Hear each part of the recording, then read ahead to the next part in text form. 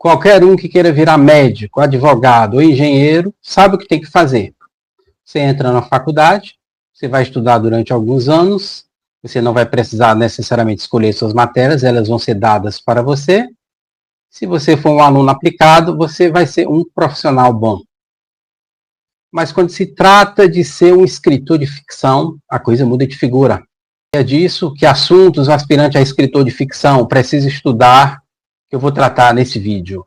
Meu nome é Douglas Lobo, bem-vindos ao meu canal, onde a literatura é vista por um escritor.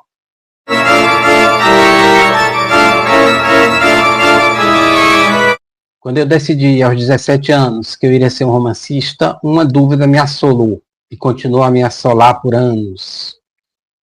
O que eu precisaria estudar? Bastava ler livros de ficção e aplicar o que eu aprendi ali, o que eu meio que inferia do que eu vi ali. Precisava ler biografias de escritores, estudar manuais de escrita literária, estudar teoria literária. Essa dúvida não era só minha, claro. Qualquer aspirante a escritor de ficção vai ser assolado por essa dúvida. E resolver essa questão pode ser a diferença entre o sucesso e o fracasso de uma carreira literária. Sem ninguém para me orientar, eu fui na tentativa e erro. Então, eu perdi anos, por exemplo, indo em direções erradas. Por exemplo, eu me lembro que eu lia muito teoria literária, que, embora ajude, não é imprescindível como as pessoas pensam, né? Teoria literária era em si um gênero próprio, né? Você precisa ler teoria literária se você quiser ser um escritor de teoria literária. Eu não acho que para o romancista, para o ficcionista, faça alguma diferença, porque, na verdade, a teoria literária surge em cima dos romances que já foram escritos, dos contos que já foram escritos. Então, na verdade, o escritor de ficção, ele antecede o teórico. Né? Embora exista hoje uma tendência tola de o escritor de ficção seguir o teórico, porque ele fica intimidado pelas credenciais acadêmicas, mas não, isso não é verdade. Só existe o teórico e existe o escritor. Eu também, claro, lia os grandes romances e tentava extrair as técnicas deles, mas isso é um aprendizado fundamental. E é sempre válido, mas a grande verdade é que quanto maior o romancista, mais difícil é você extrair as técnicas dele, porque as técnicas dele são usadas de uma maneira muito pessoal e às vezes muito sutil. Às vezes não é fácil perceber, e às vezes também essas técnicas são tão marcantes, tão associadas a esse escritor, que se você usar elas, vamos dizer, ipsis literis, né, você não está fazendo uma literatura de fato, você está fazendo um pastiche. E eu também li biografias de escritores, né, e eu confesso que essas ajudaram bastante, porque de certa forma você vê ali o processo de formação de um escritor. Numa fase mais avançada, quando ficou mais fácil, quando eu conseguia ler inglês e ficou mais fácil importar livros, eu comecei a ler os manuais de escrita criativa, que também me ajudaram bastante, especificamente na parte técnica. Mas a verdade é que a formação de um escritor, ela é um todo que não é muito diferente da formação de um médico, de um advogado, de um engenheiro, de qualquer profissão. Eu acabei chegando num modelo que eu quero compartilhar aqui, e para a definição desse modelo, foi fundamental a leitura de dois grandes escritores. O escritor alemão Goethe e, por incrível que pareça, o escritor norte-americano Stephen King. A partir das conversações de Goethe com o secretário dele, né, no livro Conversações com Eckermann, e das dicas do Stephen King no livro dele de escrita criativa, On Writing, eu cheguei no modelo que é baseado no que esses dois escritores falavam, mas um pouco expandido, um pouco ampliado. Então, é um modelo que se inspira neles, mas traz um toque pessoal meu, baseado na minha experiência, e eu vou compartilhar esse modelo agora. Eu consolidei ele numa pirâmide, que eu chamo de a pirâmide de formação do escritor. Comecemos, então, pela base. E a base, evidentemente, da formação de um escritor é a cultura literária e artística. Não há como você ser um artista se você não for uma pessoa culta. não acredito em quem diz o contrário, que hoje existe uma tendência de não elitismo, defender a leitura dos clássicos, blá blá blá blá blá, isso é papo furado. Não há artista sem uma bagagem artística. Evidentemente, por que é que eu boto cultura literária e artística? Porque, como escritores, nossa principal obrigação é ter a cultura literária, conhecer a tradição literária. Porque nós vamos nos inserir nela. Quando você escreve um livro, você está se inserindo na tradição literária, quer você queira, quer não. É importante conhecer, é importante ter um diálogo, né, com os grandes escritores. Além da literária, por que a cultura artística? Porque o escritor de ficção, ele é, antes de tudo, um artista. Então, é importante que ele também conheça um pouco de música, conheça um pouco de pintura, conheça um pouco de cinema, de teatro, etc. Isso eu considero como a base da formação, né, do escritor. Então, vamos subindo na pirâmide, né, da base para a ponta, ou seja, do mais essencial para o menos essencial. Você tem aí você tem um degrau aí com duas habilidades com dois assuntos que eu coloco lado a lado: gramática e vocabulário. A gramática, é desnecessário dizer, né, ela é para o escritor que as escalas são para o músico, ela é a parte material da obra de arte, né? Não há como você escrever um livro se você não souber gramática. A gramática é as regras de como as palavras se combinam dentro da norma padrão, que hoje é muito criticada porque é opressora, a gramática é considerada opressora, mas isso é outro blá blá blá, né, que eu sei que vocês que frequentam esse canal não são cultos o suficiente para não caírem nessas balelas. A gramática é fundamental, né? O próprio Stephen King, que é um escritor pop, né, diz isso no livro dele, On Writing. A gramática é um problema, na verdade, relativamente fácil, né, de resolver. Basta você pegar uma boa gramática, lida com atenção, memorizada, etc. Se você não tiver uma boa bagagem na escola, né, você pode fazer, inclusive, os exercícios. Se você não tiver tido uma boa bagagem na escola, eu, felizmente, tive, né? Mas eu fui criado naquele ensino tradicional, o professor pedia para você levantar e explicar as regras gramaticais, né? Você ia lá no quadro, aí tinha que escrever a frase correta, etc, etc. Se errasse, era repreendido. Então, a minha gramática, felizmente, foi boa, mas ainda assim eu estou sempre revisando a gramática. E vocabulário.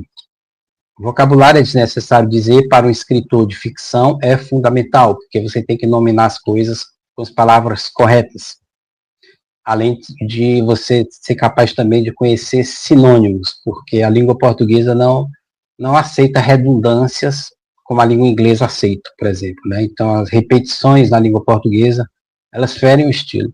Então, é importante, né, você ter um vocabulário vasto, não só o vocabulário de referência visual, você saber dar nome ao que você vê, mas o vocabulário de sinônimos, para você poder ter opções na hora que você escreve, né?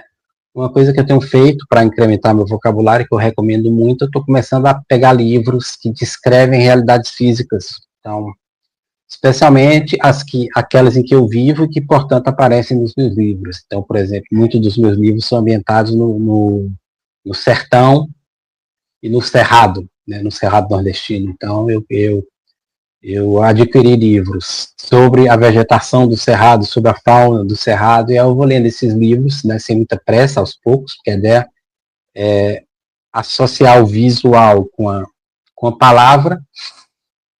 E aí, todo dia eu leio um pouquinho e eu vou sabendo nome de pássaros, eu vou sabendo dar nome aos vegetais, né? Eu estou fazendo isso também com rostos, né, humanos. Eu comprei um manual um livro sobre feições, sobre fisionomias, né, para saber se o rosto da pessoa é quadrado, é triangular, para poder descrever meus personagens, né?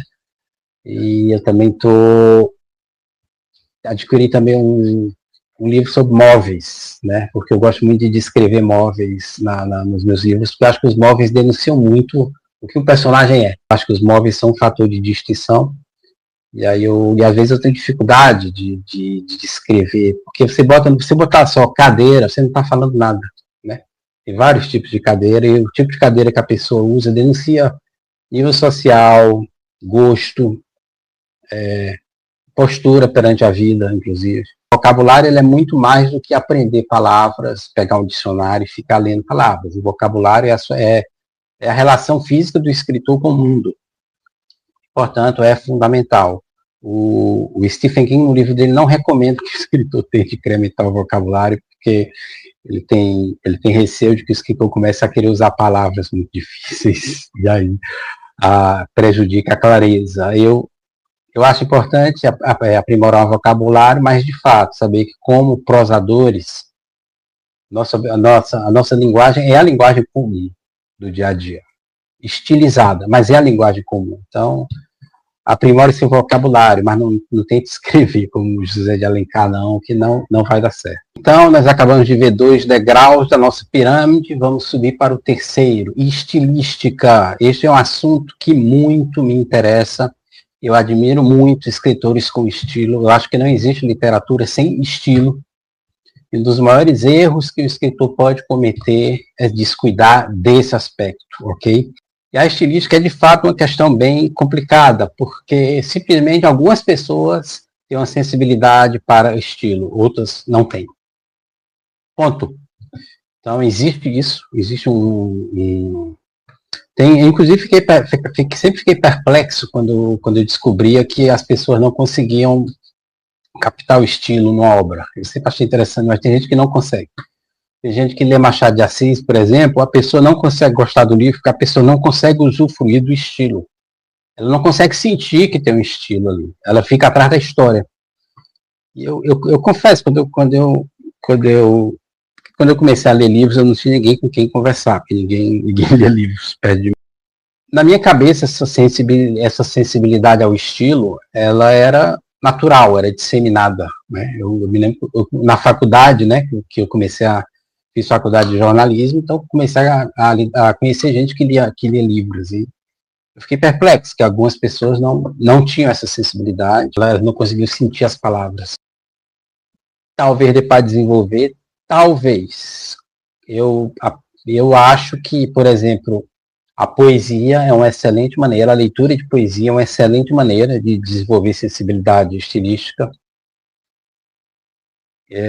Se puder ser feito em voz alta, então, melhor ainda. E isso também é para quem tem essa sensibilidade estilística e quiser aperfeiçoar. Então, o primeiro exercício que eu recomendo para quem quer aprender estilística é a leitura de poesias em voz alta, de preferência em pé e de preferência fazendo gestos corporais, né, que ilustre a poesia e botando entonação na voz que reflete os sentimentos da poesia. Algo muito parecido com o exercício que atores fazem para adquirir ritmo de palco, né? Você capta o sentido do poema, capta o sentimento envolvido e você tenta dar fisicalidade àquilo. Fisicalidade não significa necessariamente fazer um personagem, não. Pode ser uma coisa basicamente conceitual. Então, não sei, a poesia fala de prisão. Você pode recitar a poesia assim. Isso era poesia. Como se tivesse preso, como se tivesse angustiado, colocando atenção alguma coisa nesse sentido. Ritmo, com certeza, você vai adquirir com essa técnica. Sensibilidade estilística também, com certeza, você vai adquirir essa técnica. Eu comecei a usar isso quando eu comecei a estudar teatro, há uns 5, 6 anos, e eu percebi a mudança na minha escrita. Então, pode aplicar essa técnica. Outra maneira de aprimorar a sensibilidade estilística é lendo livros de estilística. Né? Isso você vai perceber que há vários em português, com os recursos específicos da língua portuguesa. Né? O mais conhecido é o do Rodrigues Lapa, Estilística da Língua Portuguesa. Eu recomendo que você comece com esse.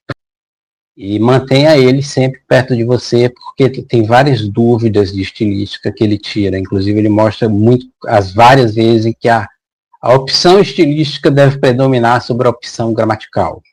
Isso existe. Às vezes, a opção gramatical correta não é a mais sonora, não é a mais elegante.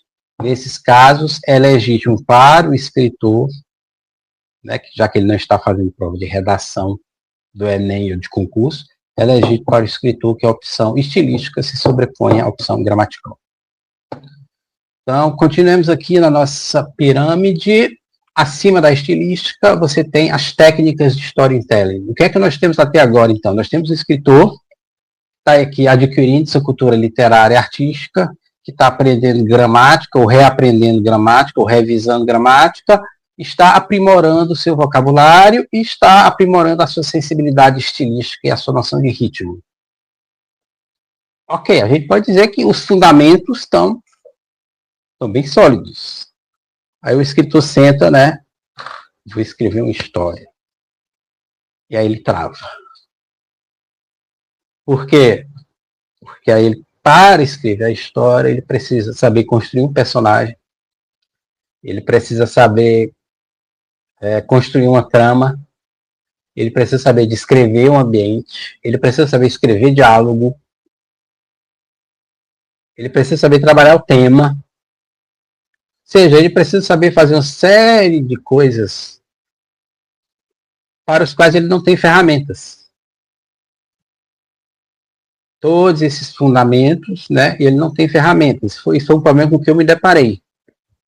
Eu começava a escrever e eu percebi isso. Eu tinha os fundamentos, mas quando eu começava a escrever, aguentava 3 páginas e eu parava, porque assim, tipo, ok, o que é que eu faço a partir daí, né? O que é que eu faço, para onde é que eu vou? Está certo do ponto de vista técnico, isso é uma coisa bem feita, e eu descobri que os fundamentos não me ajudavam para isso. Por quê? Porque em cima dos fundamentos você tem que ter as ferramentas específicas para a sua atividade. E essas são as técnicas de storytelling. E não há fonte melhor para essas técnicas do que os manuais de escrita criativa em língua inglesa.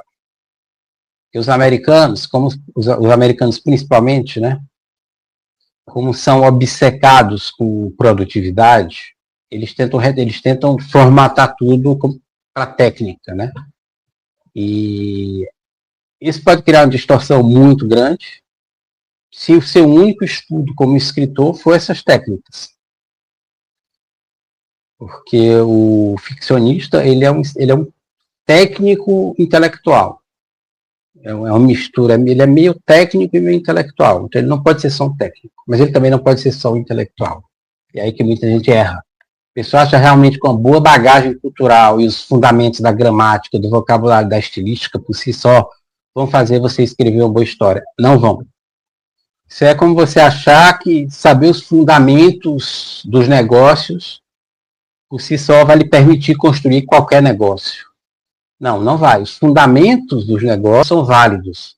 Mas se você vai construir um restaurante, você vai ter que aprender a especificidade do negócio restaurante. Se o seu negócio for uma concessionária de automóveis, você vai ter que aprender a especificidade da concessionária de automóveis. Se o seu negócio for montar uma sala de cinema, você vai ter que aprender a especificidade da sala de cinema. Não há como fugir da especificidade, por melhores que sejam os seus fundamentos. Esse é um erro que muita gente comete. O fundamento, pessoal, é o início. Ele não é o final da jornada. Um manual técnico que eu sempre recomendo, o sinal está bem aqui, é este aqui. Writing Fiction. O editor é o Alexander Steele, mas na verdade é um conjunto de escritores, professores do Gotham Writers Workshop, que é um curso de escrita criativa em Nova York, muito prestigiado. Isso aqui cobre todas as técnicas de storytelling que o escritor tem que saber. Aqui está coberto em nível básico. Depois você se aprofunda. Mas isso aqui é uma excelente introdução. Então, nós temos a base, cultura literária e artística. Temos 3 fundamentos em cima dessa base: gramática, estilística e vocabulário. E temos ali uma etapa intermediária, que é a aquisição de técnicas de storytelling. Então, o escritor está preparado para escrever sua grande obra? Não, porque quando ele começa a escrever, ele percebe uma coisa, e se ele não perceber, é pior, porque o leitor vai perceber, as editoras vão perceber. Ele não tem sobre o que falar. Ele não tem uma visão de mundo. Ele não tem convicções sobre as coisas. ele, na hora de escrever, ele vê o mundo a partir dos slogans das redes sociais, das ideologias políticas do momento. Ele vê o mundo através dos estereótipos que ele viu nos filmes de Hollywood. Porque nós falamos anteriormente, o ficcionista ele é um meio termo entre o técnico e o intelectual. Está faltando, para terminar aí nossa pirâmide, acrescentar uma camada aí intelectual. Vocês podem perceber, inclusive, que a base dessa pirâmide é intelectual, ela vai se tornando mais técnica, mas no fim você tem que botar de novo a camada intelectual, né? O recheio do bolo tem que ser de novo aquela camada intelectual para que a técnica tenha o que dizer, né? O escritor tem o que dizer com os recursos que ele aprendeu. E para isso existem aí dois assuntos que o escritor tem que estudar, que são cultura geral, assuntos de interesse próprio. O que é cultura geral? Cultura geral é o que em geral a gente associa ao homem culto, vamos dizer assim. Não necessariamente cultura literária. Saber das coisas, como funciona a sociedade, né? Ser capaz de ouvir conversas de pessoas de várias áreas e conseguir entender o que é que essas pessoas estão falando. Então, saber um pouquinho, vamos dizer, de cada assunto. Esse termo é um termo que passou a ser muito mal visto por causa da ascensão das universidades, né? A universidade expressa a cultura geral, né? Só se valoriza muito a cultura do especialista, mas o escritor de ficção, ele não é um especialista. Ele tem que ter uma visão geral da sociedade e quem dá isso é a cultura geral. Muita da nossa cultura geral a própria escola já dá. E a leitura de jornais, etc., antigamente também dava uma cultura geral. Hoje não dá. Eu acho que a imprensa ficou muito burra. Mas existe recurso para você ter uma cultura geral. Basicamente, você tem que saber como a sociedade funciona. Como é que funciona o sistema político, como é que funciona como é que as instituições científicas funcionam, como funciona o ensino universitário, como funcionam as instituições econômicas, como funciona o mercado de trabalho. Basicamente, você tem que ter essa visão geral da sociedade onde você está inserida, né? O escritor não pode ser um alienado, ele tem que saber onde ele está e quais são os mecanismos de funcionamento da sociedade onde ele está. Antigamente era mais fácil fazer isso, porque as sociedades antigas eram menos complexas. Hoje a sociedade é muito complexa e ela é muito dividida em nichos, né? Subculturas, tribos. Não existe muita coesão social como existia antigamente. A cultura geral necessariamente não vai abarcar todas essas complexidades, mas isso pode ser abarcado pelo segundo elemento que eu vou falar agora, que são os assuntos de interesse próprio, ou seja, os assuntos de interesse do escritor. Eu devo isso a Goethe. Goethe defendia que o escritor ele tinha duas esferas de formação, as técnicas de escrita, ele tinha que dominar como o marceneiro dominava as suas, o médico dominava as suas, mas, por outro lado, assuntos de interesse do escritor. Assuntos de interesse próprio, assuntos de interesse do escritor, são aquela parte que vai além da cultura geral. E não é aqui, não estamos falando de cultura literária, essa está embaixo. Nós estamos falando de coisas da sociedade que interessam o escritor. Você, como escritor, o que te interessa? Você se interessa pela política, pelas grandes ideias políticas, ou pela política partidária? Você se interessa pela situação, vamos dizer, dos desvalidos? Você se irrita com a burrice do mundo moderno? Você se interessa pelo crime organizado? Pelas elites ocultas? Pelas pessoas que dão as cartas e cujo rosto não aparece? Qual é o seu universo? Ou você gosta dos pequenos conflitos domésticos, porque alguns casamentos dão certo, outros não dão certo? Porque algumas pessoas têm tudo e são infelizes, etc. Aí é impossível determinar o que é que você tem que estudar, porque aí tem a ver com você, com a sua formação, com o seu passado, com que, basicamente assim, que assuntos te impelem a escrever, qualquer assunto que te impele a sentar e escrever é um assunto que para você é importante. E por que isso é importante? Porque, em primeiro lugar, como a sociedade é complexa, se você tentar ficar na cultura geral, você vai ficar na superfície, a não ser que você consiga ser um erudito fabuloso. A pessoa tem uma cultura geral tão vasta que ela consegue abarcar mesmo uma sociedade complexa como a nossa. Mas isso é raríssimo. Se você ficar só na cultura geral, você vai ficar na superficialidade. Você vai saber o que todo mundo já sabe. Onde é que vai estar o seu traço distintivo? A sua contribuição do ponto de vista temático. A sua visão de mundo específico, que os outros não têm. Está nos assuntos de interesse próprio. Esses são os assuntos pelos quais você se interessa. Os assuntos que fazem você estudar. Fazem você perder, às vezes, horas de lazer lendo livros, de tão interessado que você está naquilo. Os assuntos de interesse próprio, eles vão dar o seu traço distintivo para o que você escreve. É claro que é preciso uma precaução. Muitos dos nossos assuntos de interesse próprio são coisas muito específicas nossas. Não interessam para a sociedade. Então, eu não estou dizendo que esses assuntos devem ser vedados, mas você deveria avaliar esses assuntos, se tudo que pelo qual você se interessa merece tratamento literário. Algumas coisas não merecem, outras merecem, outras até não mereceriam, mas o escritor, se ele se esforçar, ele consegue dar um interesse literário em algo que não teria interesse literário. Isso é possível também, embora seja um desafio. Você tem que avaliar, então, cuidadosamente quais os assuntos de interesse próprio seu que você quer trabalhar literariamente. É isso, eu espero que esse vídeo tenha sido útil. Quem quiser aplicar o que aprendeu aqui e depois me dizer o resultado, por favor, fique à vontade para me procurar nas redes sociais. Eu agradeço, curta e compartilhe esse vídeo para disseminar o conteúdo. Eu agradeço, obrigado.